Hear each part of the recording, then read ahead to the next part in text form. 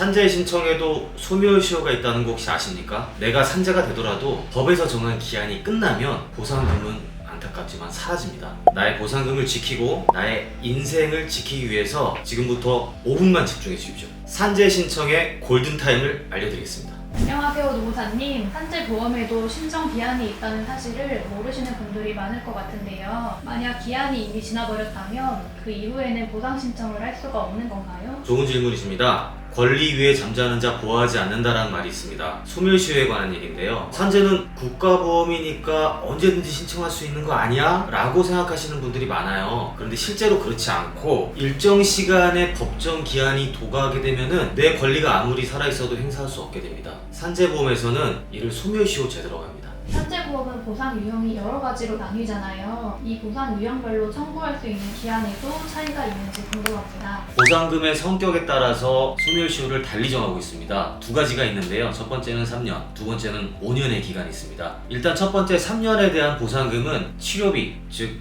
요양급여와 간병급여, 그리고 휴업급여가 있습니다. 쉽게 말씀드리면 우리가 아파서 요양하는 동안 받는 치료비, 그리고 간병료, 치료하는 동안에 생활을 해야 되잖아요. 월급, 생활비, 이거를 휴업급여라 합니다. 이 세 가지 항목들이 3년의 소멸시효를 가지고 있어요. 그러면 5년에 해당하는 것은 뭐냐? 지금 방금 말씀드렸던 휴업급여나 치료비보다 조금 더 폭넓게 보호해야 되는 것들입니다. 무엇이냐면은 치료받고 난 이후에 후유 증상이 남았을 경우 지급되는 장애급여, 그리고 돌아가셨을 때 받게 되는 유족급여 장기비입니다. 예전에는 휴업급여 치료비와 마찬가지로 3년을 보장했었지만 지금은 그 필요의 보호성이 조금 더 크고 보상 액수가 크기 때문에 2년 연장해서 5년으로 개정되게 되었습니다. 그렇다면 근로자가 이미 퇴사한 이후에 산재를 신청하는 것도 가능한지 궁금합니다. 퇴사 여부는 산재 신청과 전혀 관계없습니다. 퇴사를 하셨어도 내가 당시에 사고를 당했거나 회사에 당시에 다녔을 때 업무로 인해서 질병이 왔다면 그 범위 안에서 언제든지 산재 신청이 가능합니다. 단 주의해야 될 것은 사고가 발생한 날, 그 질병을 받은 날로부터 소멸시효 3년 이내에 신청을 해야 된다는 점입니다.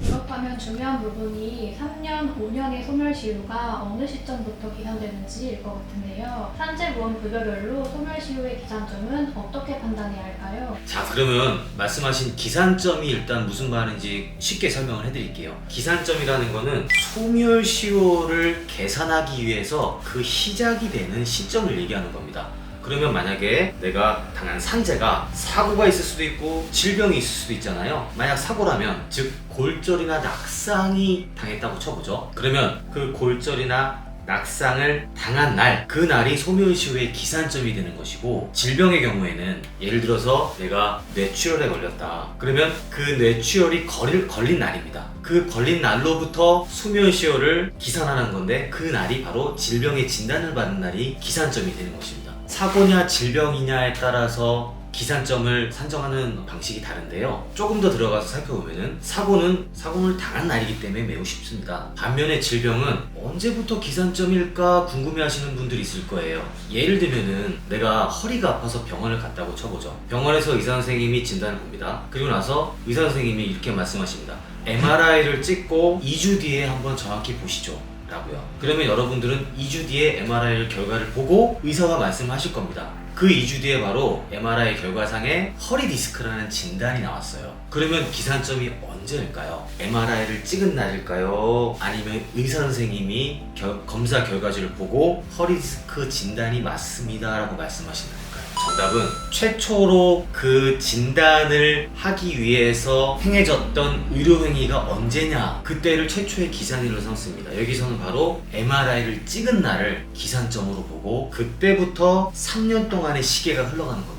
그리고 보상금별로도 각각 소멸시효가 있다고 말씀을 드렸죠. 요양급여, 휴업급여는 3년, 장애급여는 5년, 유족급여도 5년입니다. 그럼 예를 들어서 다시 허리디스크로 돌아가 볼게요. 허리디스크의 소멸시효는 언제부터 시작이라고 했죠? 맞습니다. MRI를 찍은 날입니다. 그 MRI를 찍은 날로부터 3년 이내에 신청해야만 치료비, 요양비, 휴업급여를 받을 수가 있어요. 그런데 내가 허리 디스크를 잘 치료했지만 치료가 끝나고 나서도 허리에 후유 증상이 남았다고 쳐볼게요. 그럼 그 장애급여의 기산점은 언제일까요? MRI를 찍은 날로부터 오냐 될까요? 아니면 의사 선생님이 허리 디스크입니다 라고 말씀하신 날로부터 오냐 될까요? 아니면 모든 치료가 다 끝난 날로부터 오냐 될까요? 정답은 모든 치료가 다 끝난 날로부터 오냐 됩니다. 그렇기 때문에 내가 지금 허리 디스크가 진단받은 지 3년이 지났네, 이 방송을 보신 분들은 그럼 난 더 이상 받을 게 없네, 이렇게 생각하실 게 아니고요. 장애급여가 그때부터 5년의 시간이 또 흘러가니까 기회가 생기는 겁니다. 장애급여라도 얻을 수 있다, 이런 말씀인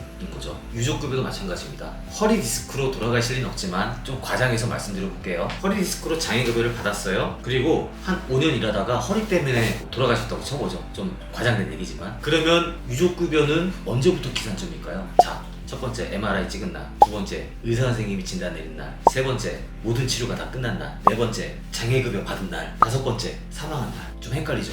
유족급여는 사망한 날로부터 오는 유족급여잖아요. 말 그대로 망인의 남은 가족들을 위한 생계비 취지 때문에 이 보상금이 만들어졌기 때문에 돌아가신 날이 원인이 돼서 비로소 이 보상금의 지급 이유가 나오는 겁니다. 그래서 기산점이 사망한 날로부터 시작을 하게 되는 거죠. 그렇다면 치료가 장기간 이어진 경우에는 치료가 종결된 시점을 기준으로 장애급여 등과 같은 급여에 대해 별도의 분야 소멸시효가 새로 계산되는 것으로 이해하면 될까요? 정확히 이해하셨는데요. 다만 조금 깊이 들어가서 말씀을 드리자면 이겁니다. 한 번에 소멸시효가 기산돼서 없어지는 게 아니고, 예를 들어서 치료비나 소멸시효는 매일 기준으로 기산되고 사라지는 겁니다. 그래서 내가 시간이 지나서 신청을 했다 하더라도 첫 번째 날께 순차적으로 소멸시효가 도과돼서 없어지는 구조이기 때문에 전체적으로 다 못 받는 것이 아니라 소멸시효가 지난 날의 다음 날부터는 챙길 수 있다, 이런 느낌을 가지시면 됩니다. 실무를 하시다 보면 이런 소멸시효 문제로 실제 권리 행사에 차이가 생긴 사례도 있었을 것 같은데요. 인공관절로 무릎을 바꾸신 분이 계셨어요. 그분이 본인이 산재가 되시는 줄 몰랐던 겁니다.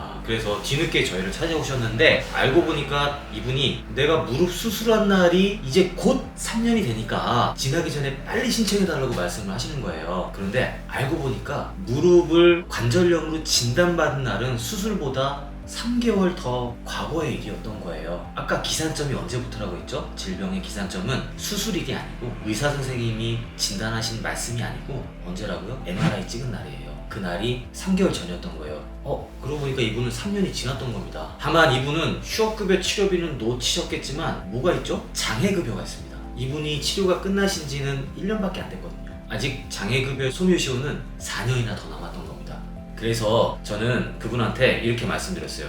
선생님, 치료비하고 휴업급여는 안타깝지만 건지긴 어려울 것 같아요. 그런데 장애급여는 받아들일 수 있을 것 같습니다. 지금이라도 빨리 신청해서 한번 준비해 볼게요 라고요. 그래서 그분은 치료비, 휴업급여는 놓치셨지만 이후에 더 큰 보상인 장애급여를 받으시게 되었습니다. 보호사님께서 기억에 남는 산재 사건 사례를 하나 소개해 주실 수 있을까요? 소멸시효 관련돼서 되게 안타까운 기억이 하나 있어요. 광산촌에서 상담을 하다가 할머니께서 돌아가신 할아버지가 광산을 다니셨고 진폐급수까지 받으셨는데 생전에 돌아가신 지가 좀 됐다, 말씀을 나누다 보니까 충분히 유족급여를 받으실 수 있는 상황이었던 겁니다. 그런데 어머님, 아버지 언제 돌아가셨어요? 라고 여쭤보니까 글쎄 10년 가까이 되는데 라고 말씀을 하시는 거였어요. 어머니 근데 이거 무조건 산재가 되는데요, 안타깝지만 돌아가신 지 5년 넘으셨으면은 신청을 못합니다. 신청을 해도 소멸시효가 지났다고 보상금이 안 나와요, 이렇게 말씀을 드렸던 기억이 납니다. 굉장히 속상하셨어요. 너무 안타까운 사례였죠. 몰라서 신청을 못한 거예요. 하루라도 돌았으면 받을 수 있었던 건데, 하루라도 먼저 신청서 내고 자료는 그 뒤에 내도 상관없어요. 신청서가 5년 이내에만 꼬린을 하면 돼요. 그래서 저희가 실무할 때도 재밌는 게 있는데, 이 소멸시효가 보통 이의 신청할 때도 있습니다. 이의 신청할 때가 우리가 심사 청구, 재심사 청구라는 제도가 있는데, 이의 신청을 90일을 기간을 줘요. 90일 기간 내야 해야 됩니다. 소멸시효죠, 일종의. 그런데 거의 90일 가까이 돼서 저희 상담 오신 분이 있었는데 한 하루 남았나 이틀 남았어요. 그래서 어떻게 했냐면 저희가 일단 신청서만 먼저 팩스로 접수를 했어요. 그리고 담당자하고 통화를 합니다. 일단은 소멸시효 때문에 급해서 신청서만 넣는데요, 증거자료는 곧 구비해서 넣도록 하겠습니다. 결과적으로는 그분 이의 신청해서 잘 되었습니다. 마지막으로 시청자분들께 꼭 당부하고 싶은 말씀이 있으실까요? 산재 신청이 이게 될까 고민하시는 사이에도 시간은 계속 흘러갑니다. 내 권리가 아무리 정당하더라도 소멸시효가 지나고 나면은 절대로 보상금은 나오지 않습니다. 이 부분을 반드시 인지하시고 내 산재 신청에 대해서 꼭 전문가와 상담하시고 후회하지 않는 대응을 하시기를 부탁드립니다. 증거자료는 신청서 접수 이후에도 언제든지 신청이 가능합니다. 내가 완벽하게 만들어서 3년, 5년 내에 신청할 필요가 없다는 말이에요. 그렇기 때문에 일단은 소멸시효라는 개념을 이 방송에서 공부하시고 꼭 내 산재가 소멸시효 내에 들어와 있다면 신청하시길, 상담해 보시길 권해드립니다.